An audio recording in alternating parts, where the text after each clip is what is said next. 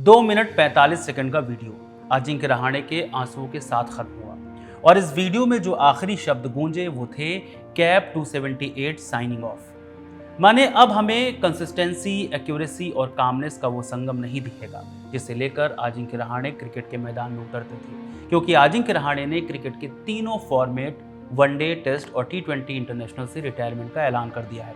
अजिंक्य के रिटायरमेंट पर बीसीसीआई ने उनका वीडियो शेयर करते हुए आगे की जिंदगी के लिए शुभकामनाएं दी। दिग्गज सुनील गावस्कर ने लिखा, भारतीय क्रिकेट में एक शानदार अध्याय खत्म हो गया है। वे मैदान पर कभी भी बहुत ज़्यादा शोर शराबा करने वाले खिलाड़ी नहीं रहे, बल्कि उन्होंने हमेशा अपने बल्ले और अपने व्यवहार से अपनी बात रखी। ऑस्ट्रेलिया में उनकी शांत कप्तानी हमेशा भारतीय क्रिकेट के सबसे बेहतरीन पलों में से एक रहेगी। सिर्फ क्रिकेट जगत के दिग्गज ही नहीं, बल्कि हाल ही में चर्चा में रही कॉकरोच जनता पार्टी की ओर से भी अजिंक्य रहाणे को शुभकामनाएं दी गई। सीजेपी ने अपने एक्स अकाउंट पर रहाणे के स्टैट्स शेयर किए। खैर, 2 मिनट 54 सेकंड के वीडियो में अजिंक्य ने अपने 20 साल के करियर को समेटने की कोशिश की। टीममेट्स, कोचेस, फ्रेंचाइजीज और अपने परिवार को थैंक यू कहते हुए भावुक भी हुए। लेकिन रहाणे की कहानी सिर्फ 3 मिनट में दर्ज नहीं हो सकती। इस कहानी में कई चैप्टर्स हैं, मुंबई के वानखेड़े से लेकर ऑस्ट्रेलिया के एडिलेड तक के चैप्टर्स। इन चैप्टर्स को अजिंक्य रहाणे ने अपने बल्ले से कैसे रंगा, उसी की कहानी सुनाएंगे इस वीडियो में। नमस्कार, मेरा नाम है रविशंकर, आप देख रहे हैं खबरगांव। साल 2020, टीम इंडिया के कप्तान थे विराट कोहली और उप कप्तान थे अजिंक्य रहाणे। टीम थी ऑस्ट्रेलिया में और मौका था बॉर्डर गावस्कर ट्रॉफी का। 17 दिसंबर को पहला मैच एडिलेड में शुरू हुआ। उम्मीद थी दो दिग्गज टीमों के बीच 5 दिन का जबरदस्त मुकाबला होगा, लेकिन 19 तारीख आते आते ऑस्ट्रेलिया जीत चुकी थी। यहाँ असली दिक्कत थी भारतीय टीम की भयंकर बेइज्जती, या कहें तो सदमा, क्योंकि पूरी टीम दूसरी पारी में महज 36 रन पर ढेर हो गई थी। सोशल मीडिया पर लिखे जाने लगे शर्मनाक, अपमानजनक और टॉप ऑर्डर फेल। मगर सबसे ज्यादा चर्चा जिस बात की हुई वो अजिंक्य रहाणे और विराट कोहली के बीच मिसअंडरस्टैंडिंग की। जब विराट कोहली पहली पारी में रन आउट हो गए, फैंस और क्रिटिक्स ने इसे टर्निंग पॉइंट बताया। अजिंक्य को निशाने पर ले लिया, बहुत आलोचना हुई, लेकिन अजिंक्य ने संयम नहीं खोया, दूसरे मैच का इंतजार किया। 26 दिसंबर से होने वाले दूसरे मैच के लिए टीम मेलबर्न पहुंची। हालांकि अब सीरीज के बाकी मैचों के लिए विराट कोहली टीम का हिस्सा नहीं थे, क्योंकि वो पिता बनने के कारण पैटर्निटी लीव पर भारत वापस आ गए थे। यानी कप्तानी की जिम्मेदारी मिली अजिंक्य रहाणे को, यानी जिम्मेदारी दोगुनी। टीम के खिलाड़ियों को 36 रन वाले सदमे से बाहर निकालना है और किसी भी हाल में ये मैच जीतकर सीरीज बराबरी पर लानी है। सबसे जरूरी अपनी परफॉर्मेंस से विराट के रनआउट को मैनेज करना है। मैच शुरू हुआ, टीम इंडिया ने पहले गेंदबाजी की, ऑस्ट्रेलिया को 195 रन पर ढेर कर दिया। इंडिया की बैटिंग आई तो शुरुआत खराब रही। मयंक अग्रवाल 0 और चेतेश्वर पुजारा 17 रन बनाकर आउट हो गए। अब जिम्मेदारी थी अजिंक्य रहाणे पर, वो डट गए। अजिंक्य ने पहले शतक पूरा किया और फिर अपनी पारी को आगे बढ़ाया। हालांकि 112 रन बनाकर रन आउट हो गए। दूसरी पारी में ऑस्ट्रेलिया 200 रन बना पाई। माने टीम इंडिया को जीत के लिए चाहिए थे सिर्फ 70 रन। टीम इंडिया ने 2 विकेट खोकर आसानी से मैच जीत लिया। इसमें अजिंक्य रहाणे ने नाबाद 27 रन बनाए थे। अजिंक्य रहाणे की बेहतरीन कप्तानी, उनकी बैटिंग और टीम को जीत दिलाकर सीरीज में वापसी करना क्रिटिक्स को सधा हुआ जवाब था। इसके बाद तीसरा मैच ड्रॉ रहा और चौथा मैच जीतकर टीम इंडिया ने सीरीज जीत ली।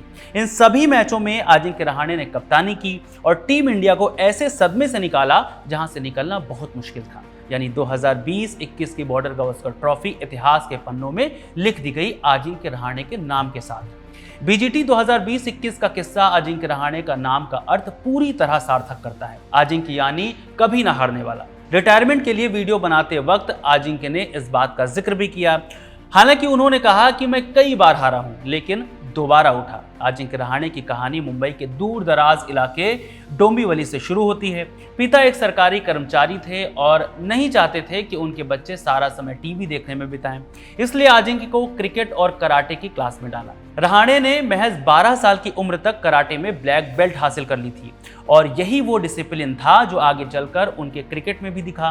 क्रिकेट सीखने के लिए उन्हें हर दिन डोंबिवली से दक्षिण मुंबई के मैदानों तक सफर करना पड़ता था। जो करीब 50 किलोमीटर दूर था। मुंबई की लोकल ट्रेनों की भीड़ में एक छोटा सा बच्चा अपनी भारी भरकम किट बैग लेकर खड़ा रहता था। उन शुरुआती दिनों में रहाणे इतने छोटे थे कि वे ट्रेन में अपने सीनियर्स की गोद में बैठकर सफर पूरा करते थे। जब वे थोड़े बड़े हुए तो उनके पिता उनके साथ जाते थे, लेकिन अजिंक्य को पता नहीं होता था कि उनके पिता उनके ठीक पीछे वाले डिब्बे में बैठकर उन पर नजर रख रहे हैं ताकि वे आत्मनिर्भर बन सकें। रहाणे के बचपन का एक बहुत ही मशहूर किस्सा है, जब पता चला था कि रहाणे में क्रिकेट के लिए कितना जुनून और हिम्मत है। बात 90 के दशक के आखिर की है। दक्षिण मुंबई के किसी मैदान पर एक मैच हुआ। गेंदबाजी की शुरुआत की अन्ना नाम के शख्स ने, एक लंबा और मजबूत शरीर वाला आदमी, उम्र शायद 20-25 साल के बीच रही होगी। वहीं पास उडुपी रेस्टोरेंट में वेटर का काम करता था। अन्ना की बात कर रहे हैं। अन्ना को नई गेंद से बॉलिंग का बहुत शौक था।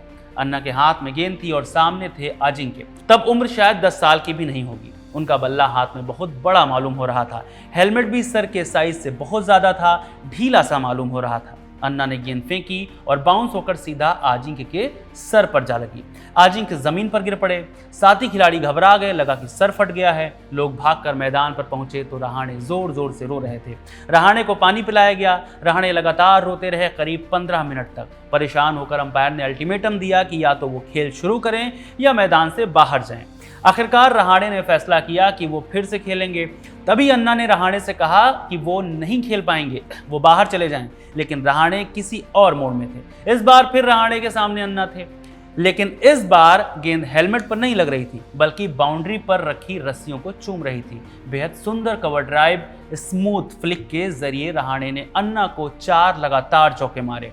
रहाणे इस किस्से को याद करते हुए कहते हैं, दर्द हो रहा था, लेकिन अंदर से मुझे लग रहा था कि मैं वो दर्द दिखाना नहीं चाहता। तब मुझे ज़्यादा कुछ नहीं पता था, लेकिन बस अपना समय लेना चाहता था। मैंने खुद से कहा कि मैं मैदान से बाहर नहीं जाऊंगा। मैं बॉलर को अपनी पीठ नहीं दिखाना चाहता था। बड़ी बात नहीं कि लोगों ने रहाणे के 4 चौकों को एक बदले और मजबूत लड़के के तौर पर देखा हो, लेकिन सही मायने में रहाणे ने अपने डिसिप्लिन और शॉट सिलेक्शन का एक नमूना दिखाया था, क्योंकि उनका एक भी शॉट क्रॉस बैट से नहीं आया था। रहाणे जब तक खेले कभी क्रॉस बैट से नहीं खेले, यहां तक आईपीएल जैसे तेज तर्रार फॉर्मेट में भी नहीं।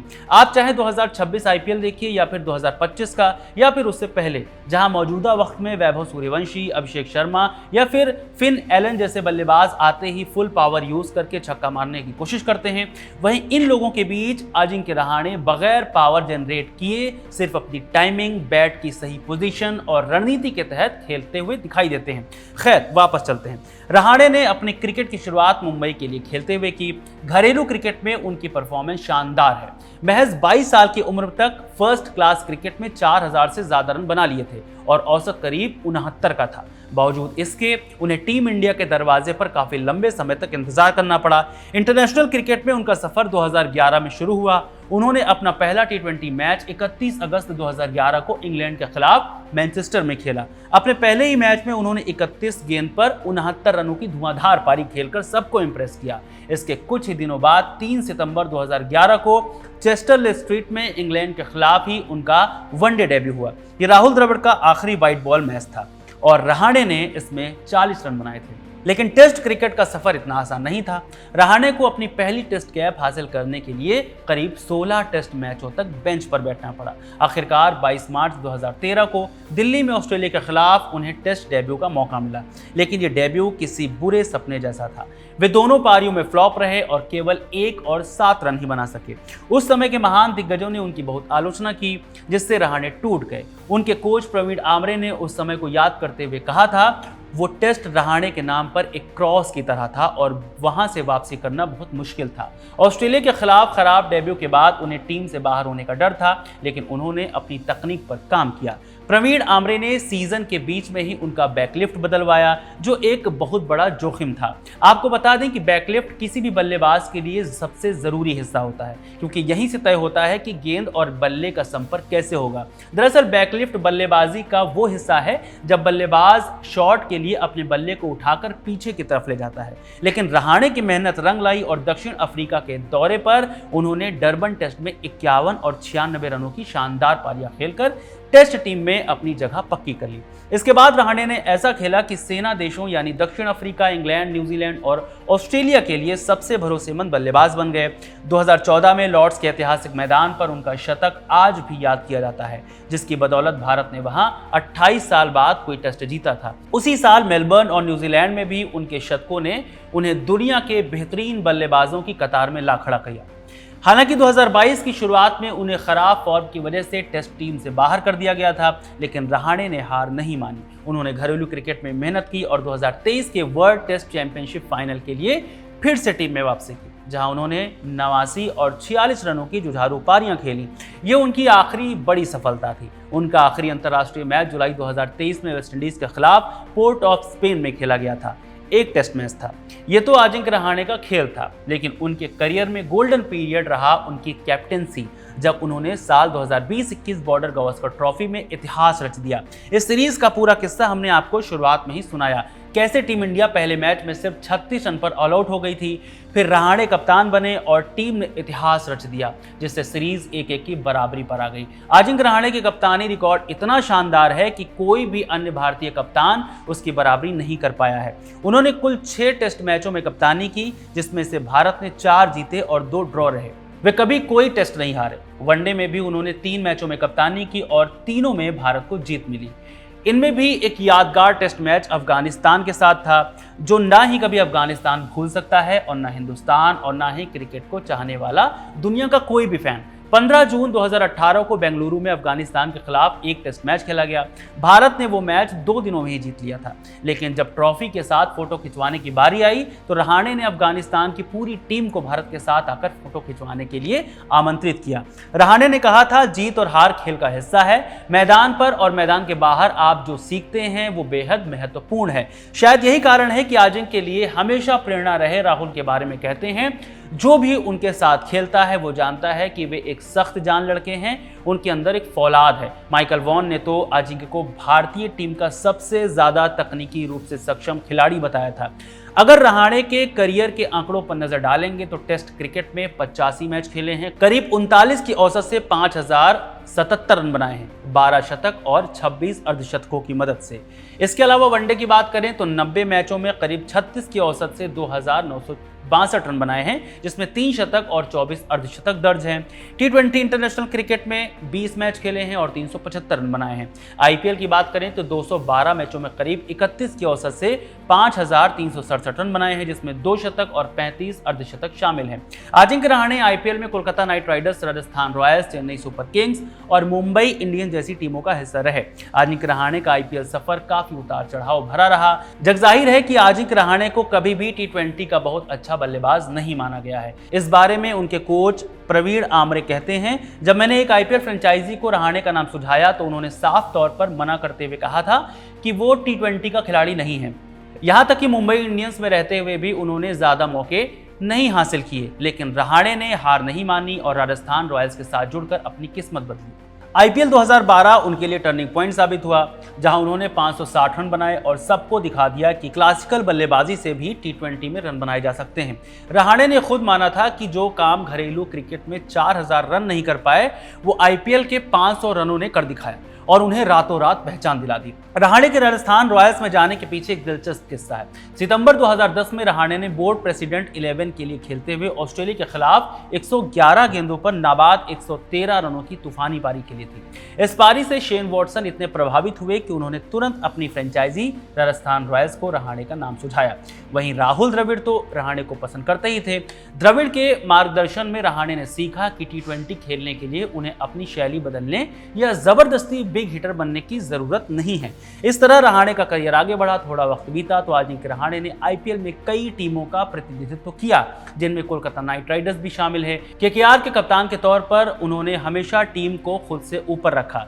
जब आलोचक उनकी बल्लेबाजी शैली पर सवाल उठाते थे तो उनका सीधा जवाब होता था, लोगों को बात करने दो। अब अगर रहाणे की व्यक्तिगत जिंदगी में लौटेंगे तो सचिन तेंदुलकर के साथ उनका एक यादगार किस्सा 2013 का है, जब सचिन अपना आखिरी टेस्ट खेल रहे थे। रिटायरमेंट के भावुक पलों के बीच सचिन ने ड्रेसिंग रूम में रहाणे को रोककर कहा था, अब जिम्मेदारी उनके कंधों पर है। सचिन ने अपनी आत्मकथा में लिखा कि उन्होंने रहाणे से कहा था कि भले ही उन्हें करियर में अब तक कम मौके मिले हों, लेकिन अगर वे ईमानदारी से खेल की सेवा करेंगे तो क्रिकेट उनका ख्याल रखेगा। इसी तरह मुरली विजय के साथ भी रहाणे के रिश्ते बहुत अच्छे हैं। खिलाड़ियों से रिश्तों के अलावा रहाणे के अनुशासन और मेहनत के कई किस्से मशहूर हैं। राजस्थान रॉयल्स के डायरेक्टर जुबिन भरूचा बताते हैं, रहाणे बल्लेबाजी को लेकर इतने जुनूनी थे कि एक बार रात के 2 बजे उन्होंने मेरे होटल का दरवाज़ा खटखटाया ताकि वे अपनी बल्लेबाजी पर चर्चा कर सकें। बात अगर आजिंक की निजी जिंदगी की करेंगे तो उनकी पत्नी राधिका का स्थान बेहद महत्वपूर्ण है, जिनका जिक्र आजिंक ने अपनी रिटायरमेंट वीडियो में भी किया। हालांकि बाकी खिलाड़ियों की तरह राधिका बहुत लैम्पलाइट में नहीं रहती। रहाणे और उनकी पत्नी अक्सर मीडिया के कैमरों से दूर ही रहते हैं। फिलहाल आजिंक ने रिटायरमेंट ले ली है। अपने वीडियो में रहाणे ने कहा, आजिंक का मतलब है अजय, लेकिन क्रिकेट ने मुझे कई बार हार दिखाई है। एक क्रिकेटर के तौर पर हम सफल होने से ज़्यादा फेल होते हैं। मेरी टीम मैच हारी है, मैंने गलतियां की हैं, लेकिन एक जगह है जहां मैं कभी नहीं हारा और वो है आपके दिल में। 38 साल के रहाणे ने भले ही अंतर्राष्ट्रीय क्रिकेट छोड़ दिया हो, लेकिन घरेलू क्रिकेट और IPL में वो खेलते रहेंगे। आप रहाणे को कैसे याद करते हैं, हमें कमेंट करके ज़रूर बताइए। इस पूरे वीडियो को रिकॉर्ड किया है तौफीक ने। शुक्रिया।